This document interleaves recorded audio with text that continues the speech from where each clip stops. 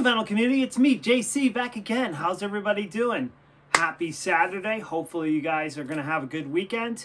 I wanted to do an impromptu video today, and it's going to be 5 things I love about collecting vinyl records and 5 things that I dislike. So obviously this is my own personal opinion. Some of these things I dislike, you may love. You can comment down below what you like and what you dislike. Just remember that it is my opinion. I'm not speaking for the entire vinyl community. Gotta stress that, guys. So, my number 5. Let's start with the dislikes because I don't like to be negative. I'm a super positive person, as you guys know. So, I'll start with the 5 things that kind of rub me the wrong way. And then we will go into the 5 things that I love so that we can end on a positive note. My number 5 is going to be the price of the new releases. It's kind of crazy because 10 years ago, on average, a new release would come out. $20 was what I would expect it to pay, besides like a MoFi or something along that lines. And now it seems like it's $30, $40, even $50 at times. It's kind of crazy because, the new Ghost record was an under $25 record, and it seemed like a deal. But that's Ghost. They debuted at number 2 on the Billboard charts. And so it's like you have to be one of the upper echelon bands to have a price that is reasonable. I think that it's tough because I would love to explore new bands and new music, but it's so selective and we have so many great reissues coming out that it's harder to explore new bands with the prices being so high. So number 5, the prices of new releases or records in general. Number 4 is when they overdose us with trinkets. And so a lot of times these super deluxe box sets are very cool, and I love it when they include a live album or extra material. What I don't like is when they include things like an action figure or, like there was a Rush box set that included a model car. I don't understand that. Those are the things that I don't necessarily like. With the George Harrison box set, when it included garden gnomes for $1,000, trinkets, a certain level of trinkets I can deal with, like a poster or something like that, I really love, but when it exceeds that, for the most part, I don't necessarily love it. So overdue with trinkets would be my number 4. My number 3, and this is really because of the pressing delays. Normally this wouldn't be on my list because I don't care, because I don't collect them.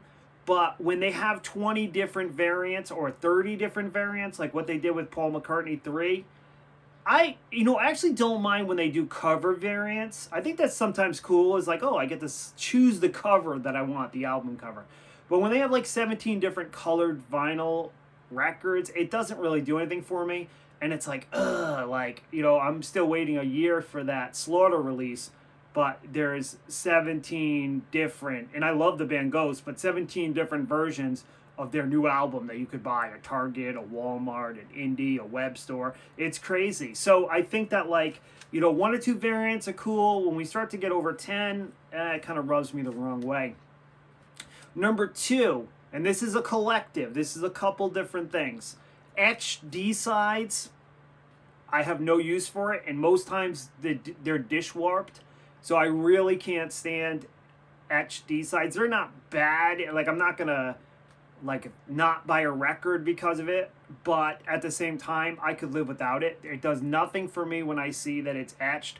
Glow-in-the-dark vinyl, I will not buy glow-in-the-dark vinyl. I have not had one good experience with glow-in-the-dark vinyl. To me, it just doesn't sound good.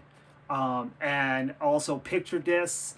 I don't hate picture discs as much as the other 2.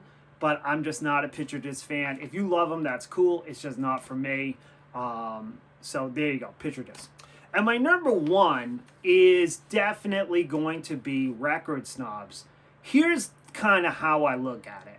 You could go out tomorrow and you could buy a Corvette. There's some dude with a Lamborghini, right?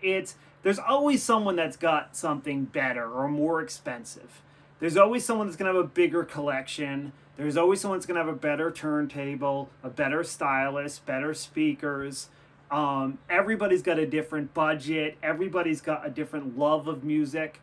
One is not right and one is not wrong. Just because you have an infinite amount of money and you could buy yourself all top of the line gear, it doesn't necessarily mean that you're more knowledgeable than someone sitting there with $100 turntable because they don't have the income to get that elaborate setup, right? We're all different. And one person, I was always raised that one person is not better than the other. You know, I don't know. I can't stand record snobs. You know, it's, to me, it's just like someone buying a fancy car because he thinks it's going to allow him to get girls. You know, it's like, I don't get it. Just, you know, enjoy yourself, enjoy your collection. You know, don't look down on other people and don't talk down other people. You know, if I see it in a record store, I've stood up for people. You know, it's like if I see a record snob giving somebody an attitude, I'll say something. You know, and I'll help the person. You know, I was in a record store the other day. There were two kids looking at records, and you know, they were, you know, looking for Lana Del Rey records, and you know, I could tell they were brand new collectors, and I was talking to them, and you know, having a good time, and you know, convincing them to buy records. So like, yeah, it's you know, to me, that's the best part, which is getting young people into this game, not disparaging them or making them feel bad. All right, so my 5 things that I love. Number 5 is definitely the community. I know I ended the last one with record snobs, but for the most part, 99.9% of the community is fantastic. It's evident by the videos, the vinyl community videos. You know, we all try to keep it positive. We all try to keep it inclusive. Everybody is so welcoming and kind, and the people that comment, every once in a while you get some jerks that comment, but it's funny how other vinyl community members will come to the rescue and comment, and you know, before I even have to comment on the people that post angry or immature type of things. So the community is fantastic. Love you guys. Number 4 is the experience. I love the experience. I love buying a vinyl record and then cleaning it, and you know, the anticipation of putting it on the turntable and hoping that the pressing is going to sound as good as I envisioned in my mind. All of that, having to listen to the entire record front to back, no skipping. Sometimes, you know, you hear a song, it does nothing for you, but after you've spun the album 4 or 5 times, it really grows on you. So the experience would be my number 4. Number 3 is the packaging. And you guys know, I'll start with the hype. You guys know I love the hype. Why do I love the hype? So look at this beautiful record right here. I've got the vinyl storage solution on it. It's got a nice glossy sheen. It's got the hype. It's got the price sticker. To me, when I was younger, before the internet kids, I would have to go scrolling through the records, and a lot of times I had no idea what the band sounded like. Obviously, David Lee Roth I did because I was a Van Halen fan, but that's a moot point. But sometimes the packaging and the hype would entice you to buy a record. I love this, the silhouette of a woman in the water, David standing there. It's just fantastic. And flipping through my records and having this gloss, having the hype, makes me feel like I'm back at a record store, and that's what I love about the hype sticker. Another good example of the hype sticker, I love when it color coordinates with like the record, like the words Twisted Sister here, you know, and it's like, this is the first LP, previously available only as an import. You know, it's like, ooh, as a kid, it's like, I need to buy this. I love Twisted Sister. The other thing about packaging too is sometimes they can give you the right amount of trinkets. Like, look at the Kiss Alive 2. Well, first off, let me take out all the extras here. Make sure I get everything so I can show you. It's got this beautiful gatefold, this awesome picture. Look at Gene there. Just an awesome, awesome cover.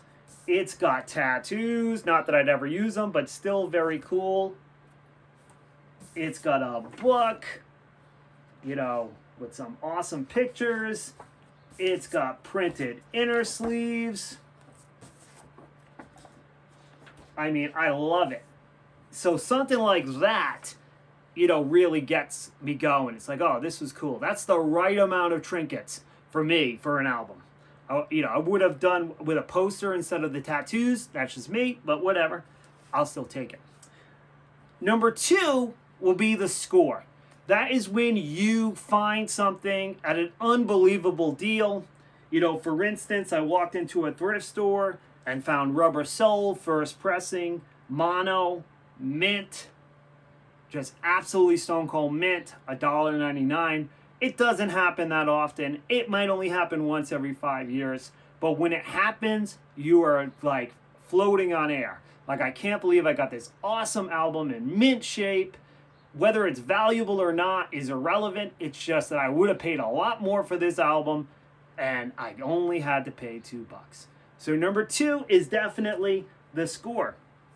And then number 1, as you can imagine, is the sound quality. To me, when you get a great pressing and you play it, you can definitely hear the different instruments and the separation of the instruments and the warm sound. And you don't have to spend a fortune. I know I have a lot of MoFi albums and analog productions that I show you guys. But just to give you an example of some records you can get cheap that are audiophile quality, The Police Synchronicity. This album sounds fantastic. And it's generally a relatively inexpensive record. I think I paid $5 for this. Boston's first album. This one sounds fantastic. I don't even think you need a MoFi.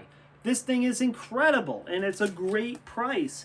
Billy Squier, Don't Say No. This album jumps out of the speakers. It is killer. It is just a fantastic sound quality and very inexpensive album. Not something you're going to go pay $30, $40 for.